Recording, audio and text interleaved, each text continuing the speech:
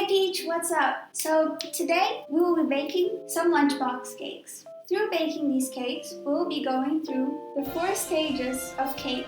Today I'm going to be baking 3 types of cakes. One cake is a roll cake recipe that I found and I've made once. The second one is an orange cake, hence the Fanta. And the third cake is a recipe for a lunchbox cake that I found. Now the real question is, why are we making lunchbox cake? Well, I want cake. Lunchbox cakes are cute. All criterias are filled. We're going to be doing this in 4 steps, like I said before. The first step will be baking the cakes. Second step will be finishing the frosting. Third step will be cutting and shaping the cakes. Fourth step will be decorating. So I said finishing the frostings because I already made the chocolate ganache and I'm just leaving it to cool. And I'm making Ermine frosting instead of buttercream because I read somewhere that it holds up better in heat. Last time I made cake with buttercream was on my brother's birthday and it was melting everywhere. The cake looked nice, but we're going to try combating that today. Yeah. I am going to be halving because I don't want that much cake. I'm making it in a small flat pan. I'm going to cook fast and cool fast. Also bear in mind that these are not my recipes, so I will be linking them down below. I will just be slightly modifying each of them so it suits my situation that I've got going on.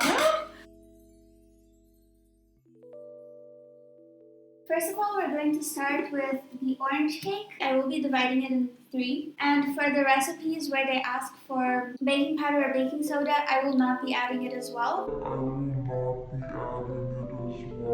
So what we're going to need is 1 egg. The original recipe calls for 1 whole cup of sugar, but because we're dividing it into 3, we are going to only use 1/3 of the cup. I'm not using a measuring cup because I know that this recipe is pretty forgiving, so you don't need very, very exact measurements as long as you always use the same cup. That's about 1/3. They said margarine, but I like butter. How much butter? They said 2 spoons, I'll use 1. Like a makeup person. And now I'm just gonna whisk it together. The butter, it's been out of the fridge for half an hour, 1 hour right now. So I just beat everything until combined. Oh yeah, don't forget to scrape the bottom. Stuff sticks. Now we're ready for the Fanta and the flour. 1/3 cup. 1/3. Just realized I should have put the flour first. Now flour is gonna stick to the cup. My sad. Now flour, they want 2 cups. 2/3. I won't be tapping it because that kind of screws with the measurements. I'm proud of pan with a generous amount of butter, but I recommend doing this with parchment paper instead. The batter for this one is done. I already preheated the oven to 170 degrees. I think it will take around 12 minutes to bake, but I'll just keep an eye on it. For this cake, the batter is really runny, so like if you think the batter is too runny, don't worry about it. It's just like that. I realized that I could have made a little bit more for this one. Half the recipe maybe. After 10 minutes, we'll check in on the cake. I finished the first one. So the next one I'll be making is the roll cake recipe. I'll be dividing it in 2. To start off, you need 2 eggs and you need to divide them. I'll put the whites in here, the yolks here. I just fish it out with my hand. Perfect little yolk. So this calls for 1 teaspoon of egg of tartar, but I don't normally use egg of tartar. I'm just going to put the equivalent amount of vinegar. I'm going to put half a teaspoon, which is about half a cup. What this does is just stabilizes the whites when you whisk them. I'm going to just leave this whisking alone, and then I'm going to combine the egg yolks with the sugar and whisk that by hand. Now it's a thick paste and I've already got stiff peaks here. What I'm going to do now is fold the yolks in just so I don't knock all of the air out of the batter and it stays fluffy. What you can do as well is take some of the whites and fold them into the yolk, less air is knocked out that. Alright, so now that the 2 are mixed, I'm going to add in 2 tablespoons of butter, 3/4 of a cup of flour. How much is half of that? I think that's enough. Okay, it's looking good. It's very, very thin. If I were you, I'd make it thicker. Ooh! Very nice, very pretty sheet. I'm gonna cut this in 4, stack them up. Now I went ahead and I took out the second cake. Okay, so right now we're going to go ahead and do the third cake. This recipe I have never done before. We'll do it together. So for this recipe, first you need to cream the butter with the sugars. There are 2 different types of sugars, brown sugar and regular white sugar. Add 2 tablespoons of butter. 1/4 cup granulated sugar. A little less than 1/4 cup brown sugar. Now I'm going to start creaming it, and then I'm going to add the eggs in one by one. Go ahead and add the egg. Alright, now while the mixer does its thing, we're going to add a pinch of salt to a separate bowl, 1 tablespoon of baking powder, 1/2 cup of flour packed, and we're going to prepare a 1/4 cup of milk.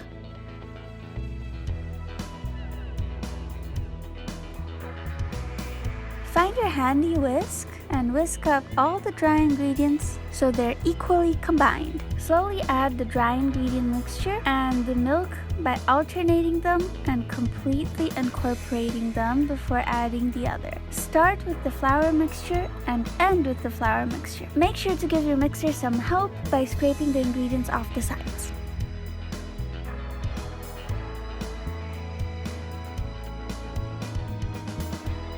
Lastly, we're going to add whatever flavoring you want. In my case, I am adding some cherry flavoring. Okay, nice. I hope you enjoyed the voiceover. Now that this cake is nice and cool, we're gonna go ahead and flip it.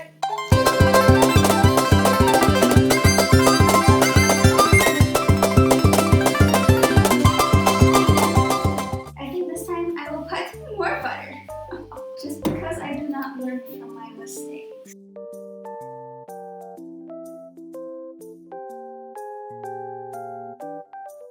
I'm proud to say that I just took the 3rd cake out of the oven. Woo! The baking phase is over. It's over.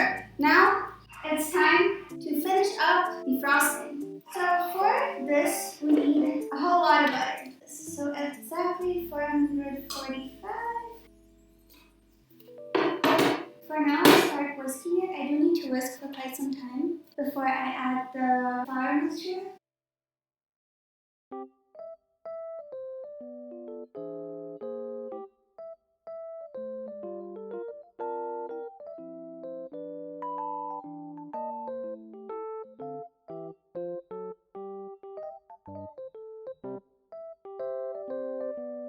It's time to put my paddle in.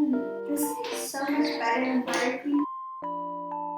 Now I have to leave this for about like 10 minutes, so I'm gonna take a break.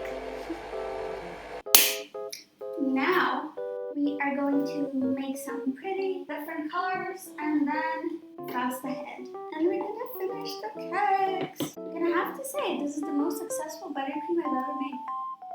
Tastes like condensed milk. It tastes so good. Bro, I'm going to put a little bit into each one of these containers, and I've got the colors red, yellow, and green. I'm going to start off with my murderous color, red. Every time I use this, I look like I killed 2 people. Murderous. This is a very pretty yellow. This is my green. First things first, I'm going to put the chocolate ganache between the layers. So what I'm doing right now is just filling the layers in between the cakes and giving each of the cakes a thorough crumb coat. What this does is keeps the crumbs away from the cake, and after I did that, I put each cake in the freezer for around 10 to 15 minutes. By putting the cake in the freezer, it makes it easier to apply the frosting because it will tend to harden faster and will not melt. After you frost the cake, I recommend putting it in the freezer before putting the decorations because it helps the cake set and you can literally wipe off any mistakes you make.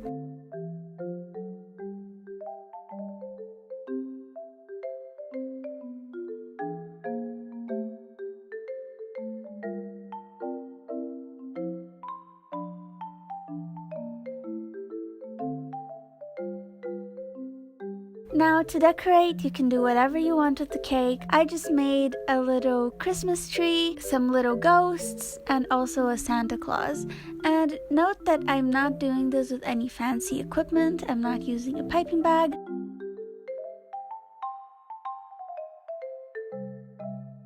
Now here are my results. I hope you enjoy them.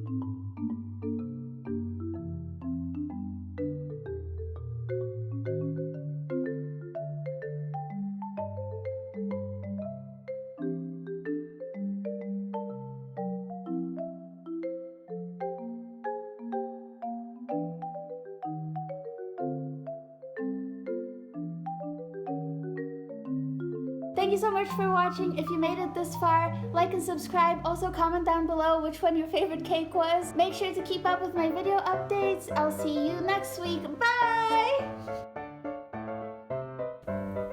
Lastly, I would like to thank Near Yuji for drawing me some awesome channel art. I'll link their Fiverr and Instagram down below. Please check them out. Thank you!